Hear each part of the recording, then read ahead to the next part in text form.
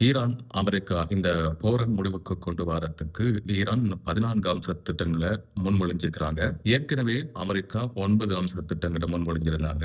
இந்த போர நிரந்தரமா முடிவுக்கு கொண்டு வரன்னா, இந்த 14 அம்ச திட்டங்களையும் அமெரிக்கா நிறைவேற்றணும். அப்படி நிறைவேற்றினா மாத்திரம் தான் போர முடிவுக்கு கொண்டு வரலாம் அப்படிங்கிறதுல அழுத்தமாக இருக்கிறாங்க ஈரான்.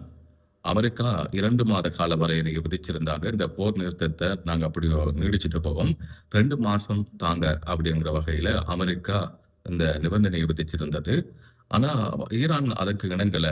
2 மாத காலம் என்பது எல்லாமே இழுத்தடிக்கின்ற ஒரு விஷயம். 30 நாட்களுக்குள்ள பிரச்சனைக்கு தீர்வு காணணும். அப்படின்னு சொல்லி இந்த 14 அம்ச திட்டங்கள் முன் வச்சிருந்தாங்க.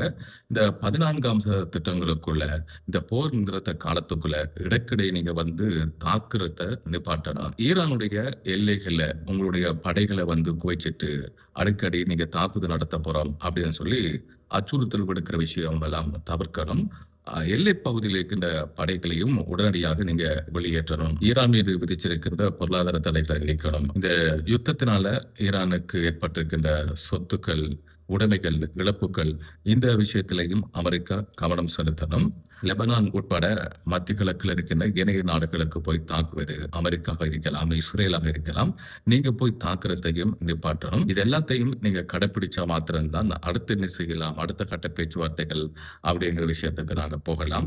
எங்களுடைய இந்த 14 அம்ச திட்டங்களையும் நீங்க கட்டாயம் நிறைவேற்றணும். இந்த இழுத்தடிக்கிற விஷயம் 2 மாசம் தேவைன்னு கேட்டிருக்கிற விஷயம் எல்லாம் தேவையில்ல. நிரந்தரமா போர் நிறுத்தம் வேண்டும். இந்த போருக்கு ஒரு முடிவு காண வேண்டும். நம்ம எல்லாருமே அமைதியாக வாழணும். யுத்தம்ங்கிற தேவையில்ல அப்படிங்கிற வகையில ஈரான் முன்மொழிஞ்சிருக்கிறாங்க. இப்படி 14 அம்ச திட்டங்களை முன்மொழிஞ்சு அமெரிக்காவுக்கு அனுப்பி வச்சிருக்கிறது ஈரான். இதற்கு என்ன பதில் அமெரிக்காவிடமிருந்து கிடைக்கும் அப்படிங்கிற எதிர்பார்ப்போட ஈரான் இப்ப காத்துட்டு இருக்கு.